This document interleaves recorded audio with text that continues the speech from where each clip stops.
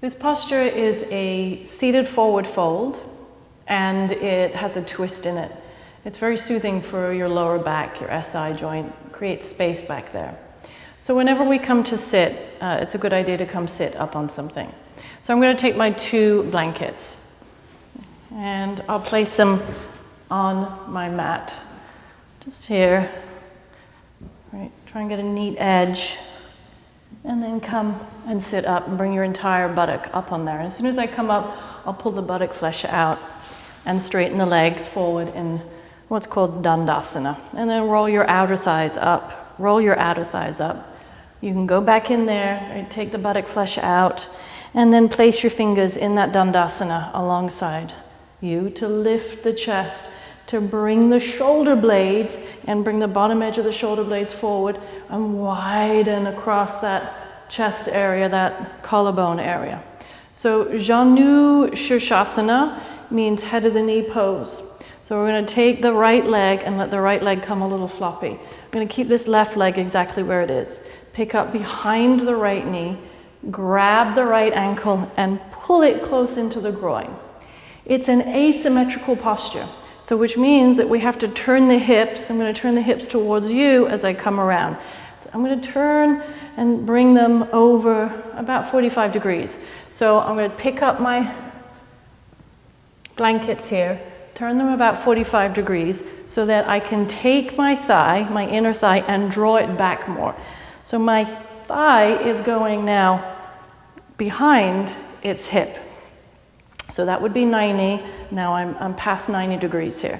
So I have to rearrange. I know there's a lot of work involved in coming into this. Very worth it though. You're going to take your fingertips and lift the chest and press your thigh muscle down. Right the quadricep into the bone here and try and get as much length. So I'm a little high up, so this leg will not touch the ground. We don't want it to. You want to make sure that you keep your heel on the ground. But so you've got a nice straight leg. So the first couple of breaths, and it's really in the preparation and the entryway into the posture where the benefits come into it. So we're not going to worry about taking your head down anywhere near the shin today, but just to see how much release we can get on this side of the body. You're going to bring your fingertips onto the earth. Inhale. From this outer hip, lift. Right? From this buttock flesh, lift. Keep this thigh bone dropped back. If this knee is off the ground, which it might be, you'll take another blanket or you'll take a block and you'll allow it to be propped by that. Right? You're going to keep it up. If you can reach it down, a lot of us have knees that are a little sore that need some healing. If your knee is like that, don't make the angle so great here. You can put something on to prop it up there and you can open up the angle a little bit and be here. And so you can start to modify the posture for your body. But keep the basic principles of the posture the same. Tall spine, extend the spine, lift up, take a sense of this outer buttock reaching up, inhale. So just by the turn and the lift of this right buttock and this buttock flesh, I'm not lifting the hip off the ground, but a stretch of it, we start to take and relieve that right side of the SI joint. So this might be it. Press your fingertips into the earth and just see how much you can extend up. So always with the forward fold, we're never rounding. We're not trying to reach for something. There's no goal to be attained other than what is the best and the best way that I can heal my body at this moment. Inhale. Take these ribs and draw them in. And exhale. Just extend a little. So I'm trying to extend from my hips and not the back. Keep extending. Maybe you walk the fingertips forward. Inhale, lift the side of the body up. Exhale, and extend a little deeper. Walk your fingertips forward. Take an extension of the spine. If you can find the foot, you can go ahead and take the hands and bring them to the foot. If you can find this, then you can lift a little bit more and extend the side body and wrap the right ribs down. Take 3 breaths here. Inhale. Exhale. Drop your head a little bit now and see if you can lift more from the underside of the buttock up.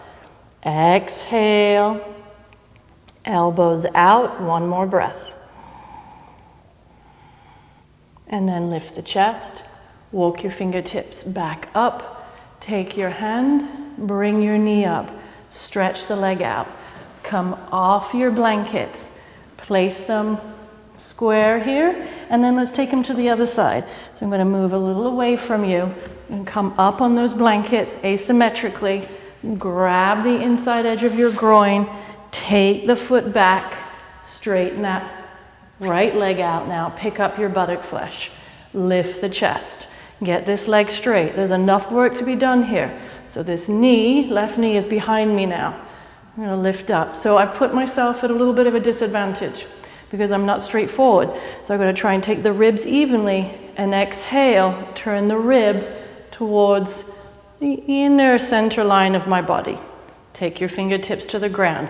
Use those fingertips. Push down. Extend the spine. So the foot that's on the ground is really relaxed. Here, engage the right thigh. Inhale, lift and extend the spine. Now start to wrap your left ribs. Squeeze your left ribs in. Keep this foot straight, this knee straight up to the ceiling. If you can, walk forward a little bit more. Draw up now from that left buttock. Draw the ribs around. Extend the spine. Drop your head. If you can find the foot, go ahead. Otherwise, keep your fingertips on the earth. Bend the elbows out to the side. Drop your head. And just see how much extension you can get in your spine here. Keep the breath moving evenly through the body. Engage and re-engage your right thigh muscle, your quadricep, over and over again.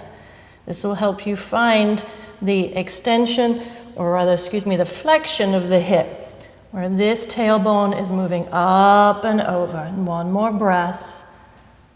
Lift the chest. Use your fingertips, press down.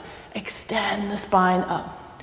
Use your hand, take your knee up, and then we'll recenter our blankets. Come back up evenly. Dandasana.